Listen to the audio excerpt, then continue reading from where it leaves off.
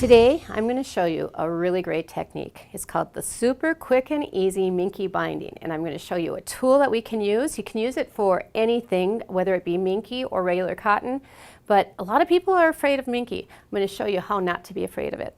We're going to be showing you how to make this sweet and easy little mitered corner, and then how to make your Minky lie flat as you're trying to sew it down, whether it be by machine or by hand.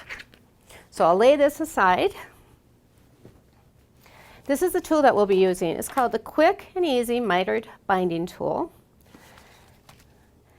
And it's a simple little tool that has the lines cut in where you're supposed to measure your quilt up to, and then you'll be making a diagonal line. So here I have it all lined up, and I'm just going to use a different color. And it doesn't matter what you use on Minky because it's not going to come through. You just want to make sure that you've got a line that will go. So I've got the purple line here. Not a big deal that it's a little bit out of sorts. And I'm going to take and I'm going to fold the corner in such a way that the point meets up and the edges are even. Now when you sew, remember to take off the pins as you get to them, so that way you don't break your needle. Just taking it over to little Ruby here. You don't really need to worry about solidifying your stitch. You can, by all means. And you're just going to sew exactly to where the line is. Now I didn't go all the way across. You only draw the line to where you want to go, and that's going to determine how wide your binding is.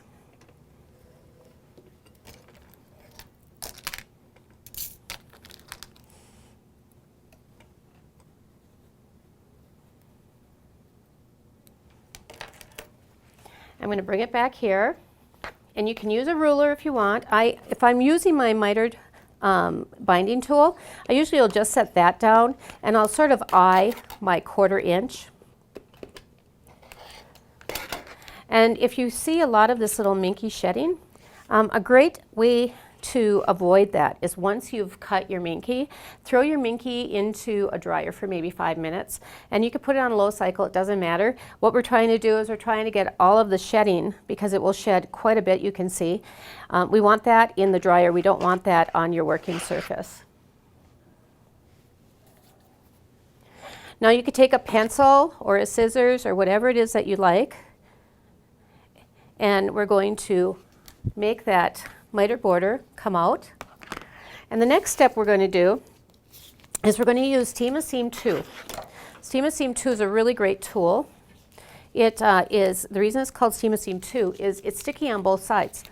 What we're going to have to do first is take off the backing paper, and I've got to flip over my cutting board. You're going to need an ironing surface as well as a cutting surface for this.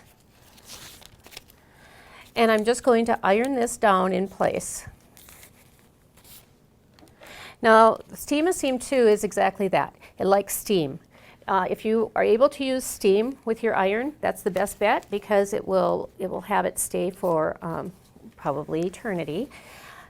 But make sure that you don't iron any onto your cutting surface or your ironing surface, because it is really sticky and it won't come off. And you also want to be certain that you don't get it on the bottom of your iron. So there, I've got it all set. And the next thing I'm going to do is I'm just going to peel it off, and I leave behind, if you could see it, the stickiness. Now you don't do this before you sew, and the reason for that being is it will fold over on itself and you won't get the effect that you're looking for. Now all I'm going to do is I'm just going to fold it in half, and because it's sticky it stays upon itself all the way down. And then I'm just going to flip it down. And I'm going to pin it in place. And the nice thing about pinning it in place is, if you can see, you can't even see that darn pin. except for the head and the bottom. It's because it's so furry that it's going to hide your stitches. It hides the pin, so it's definitely going to hide your stitches. You can do a nice little whip stitch, which is just, you know, basically going up and down. Go about a ½ an inch to a full inch, because it's going to stay down. It's not like it's going to have a lot of wear and tear where you have to worry about it pulling on itself. Make sure you don't go through both layers. You only want to go through the top layer and then through the entire layer of Minky. Make sure you get the entire layer of Minky, because there's a lot of fur here. The other thing you want to do is, if you decide that you want to sew it down with your sewing machine, use a decorative stitch. There, see how pretty that looks? You want to make sure that you go far enough, have the side of your Minky far enough to the left of your walking foot. You want to use a walking foot on this, because it's very slick and slippery. It will slip all over under your regular foot. It might even have problems feeding through a regular foot, so the walking foot is a great help. But you want to make sure that this edge, as you're feeding it through, is to the far left of your walking foot. There's so much fur here that you want to be certain that you're catching the actual Minky itself. So you've got all the tools you need. You're going to need a rotary cutter. You're going to need your easy mitered binding tool. You can also use a 6½ inch ruler, but you're just going to have to be careful about making sure that it's even. And you're going to need your sewing machine and an iron. A little steam too. So go forth and multiply quilts.